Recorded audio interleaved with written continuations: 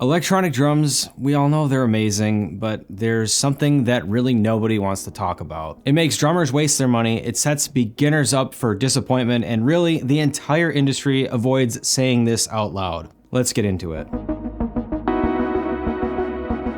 So, the biggest lie in the world of electronic drums are basically people that think that electronic drums can replace acoustic drums. You really do see it everywhere, in ads, sales copy, basically companies promising realistic feel, studio grade sounds, and basically that it's just like the real thing. Even at the most flagship, top of the line level E-kits, they're really still nowhere near as satisfying to play, at least for me. And pretending that they are is exactly why a lot of you guys get disappointed. Back in the mid 2000s when I was a kid, I would walk into my local music store and they had every single Roland E-kit set up, and they all had headphones so they could have multiple people playing on all of them.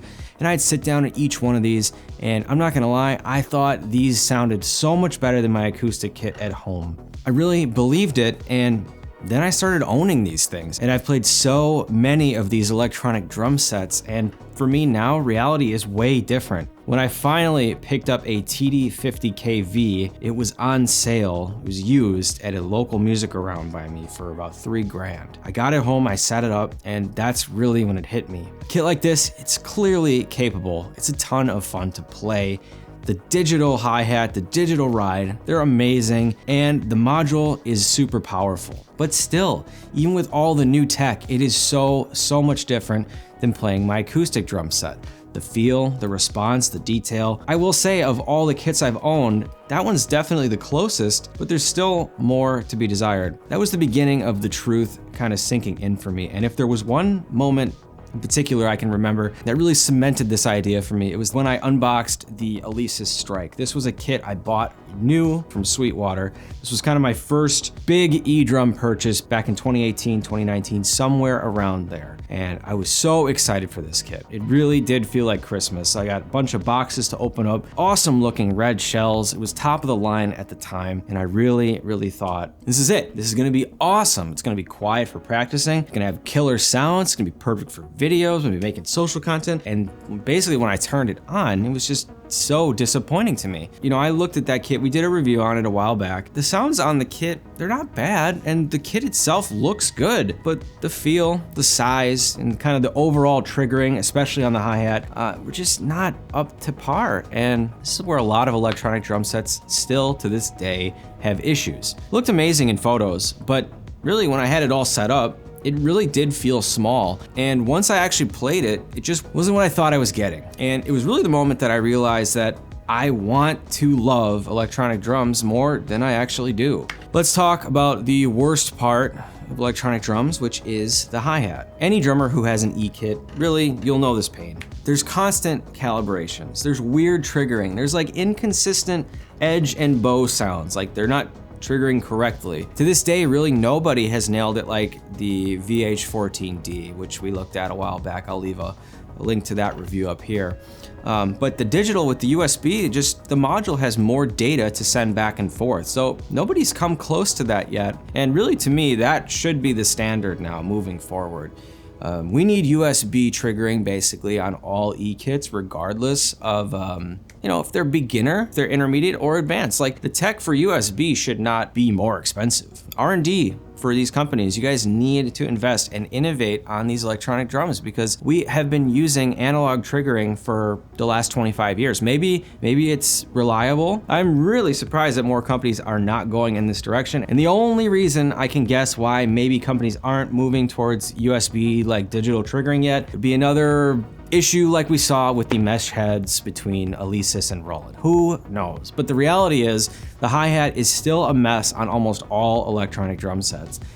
And here's something that I don't hear a lot of people saying out loud. I actually sound worse on electronic drums. On acoustic kit, I'll play a pattern, I'm like, cool, that sounds sick, we got the take. But when I do these videos where I'm recording demos for different electronic drum sets, I'll have to sit there and do 3 or 4 different takes because, I don't know, the triggering, it's just weird. It feels like I'm fighting the instrument. I have to run through that same groove multiple times before getting a take that I like. And I feel like if I had done that on my acoustic drums, I would have had that in one take. Whatever it is, it really does make playing feel unnatural on an electronic drum set. And really, it's not just me either. If you watch other drummers playing on E-kits, there's just something off about the performance. Like, it's not quite as tight as it should be. Don't get me wrong, electronic drums, they're powerful. They're really, really good for low volume practice, especially in apartments and basements with people who are sleeping or whatever it might be. They're great for quick sound changes or like custom user kits that you've set up with sounds that you like. They're amazing, life-changing for recording with USB. Like, if you're gonna go out there and record an acoustic kit, you're gonna need, well, probably 8 to 10 microphones if you're doing like a modern configuration.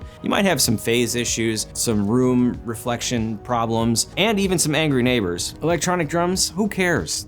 There really is not as much of a problem. They are a lot quieter, and that is really a genuine strength. And another thing is they're really economical long term. You think about an acoustic drum set, your sticks are constantly hitting the rims, they're hitting the cymbals. You know, I've complained in the past about how much drumsticks actually cost right now. And yeah, if you have electronic drum sets, you really don't have to deal with that. Your sticks last longer, the cymbals aren't gonna crack, and your heads, they're not gonna dent. I mean, you may have to replace a mesh head here or there.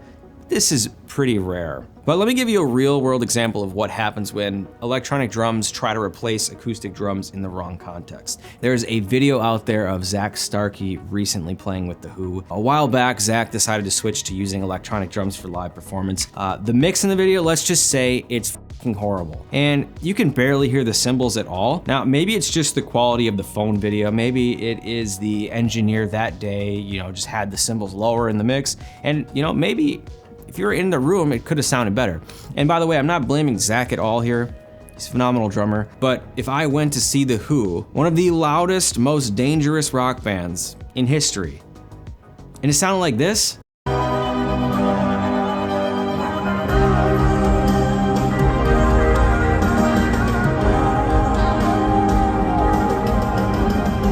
now, isn't this the same band that used to destroy their instruments on stage?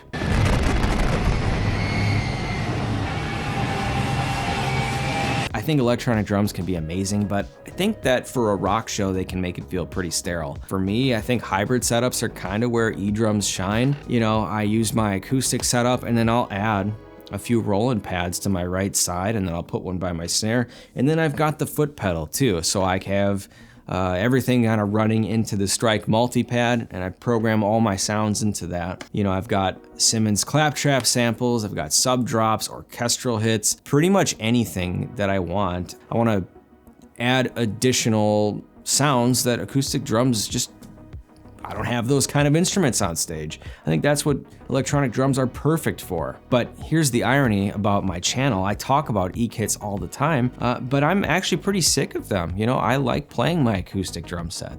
And I'm fortunate enough that I have a basement where I can play at my house. Not everybody has that luxury, so I understand the reasoning behind people wanting to get these types of instruments.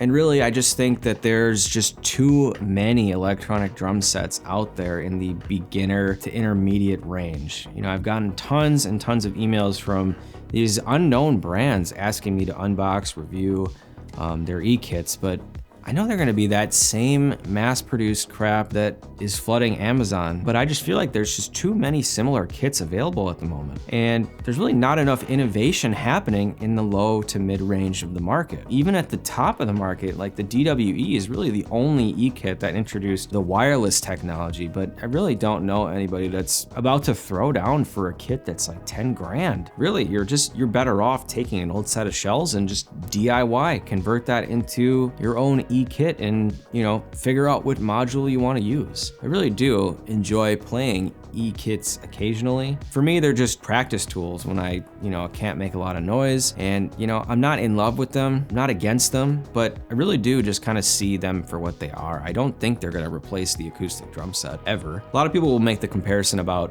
the electric guitar, you know, versus the electronic drum set. Really, the big difference here is the electric guitar, the strings are still producing the tone, right? And they're just being amplified. In the situation with electronic drums, we're using pre-recorded samples and using MIDI to trigger them through the module's outputs. So there's a gigantic difference here because electric guitars, there's so many different ones and so many of them have different tone. If you're not plugged in, you can still hear the tone of the instrument. It's not the same with electronic drums. And basically why I'm making this whole video. I'm ending most of my sponsorship deals with e-kit brands. Basically when I started my channel, I bought everything that I made videos of, the Nitro Mesh, TD50, the Alesis Strike, the list goes on. But companies kind of got wind that some of these videos did well and wanted to send me new kits to check out for their launches. And it works out good for me because I need stuff to do content about, but really, I just need to not focus my entire channel just about reviewing stuff. I can get on here and just talk about electronic drums like I'm doing right now. Basically what happens is, I want to keep my relationship good. If a company sends me something, subconsciously I might have a better opinion about a given kit than I really should. And I really don't want that to get in the way. I want to be as honest as I can on the channel, so this video is part of that shift. So here's the deal. We've established that electronic drums are never going to replace acoustic drums. I don't think so. You can fight me in the comments if you want, but I don't think they have to either. They really are different instruments. If you buy an e-kit expecting this thing to feel just like your acoustic set, you're probably gonna be pretty disappointed. If you come into it with the right mentality, this is a practice tool. It's not like a replacement. I think you're gonna enjoy them a lot more. And really, if you're gonna buy an e-kit in 2025, I'll give some similar advice that I've said before in other videos. Really just go to a music store and just try to hit some of these. Hopefully you've got a store near you that has these kits set up. Play some ghost notes, test the hi-hat, try some fills around the kit, see how it feels size-wise, because some of these kits, they are really compact. Listen to the module samples and really just trust your hands more than any marketing that you see, and just be skeptical about any kind of video that you watch, because at the end of the day, people do want to sell you something. And if you end up buying a kit, remember that you can return it in most cases. So make sure you keep the boxes, take a picture of what the box configuration looks like so you can put it all back together if you need to ship it back. Drop your questions below. I'm gonna be doing a follow-up video answering any e-kit questions directly, basically, that we've had from my prior 2 videos. Keep an eye out for that, and if it all goes well, we'll do a couple Q&A videos talking about e-kits. Let me know what you guys think down below. If you disagree with any of my points, let me know too. I'll see you guys in the next video.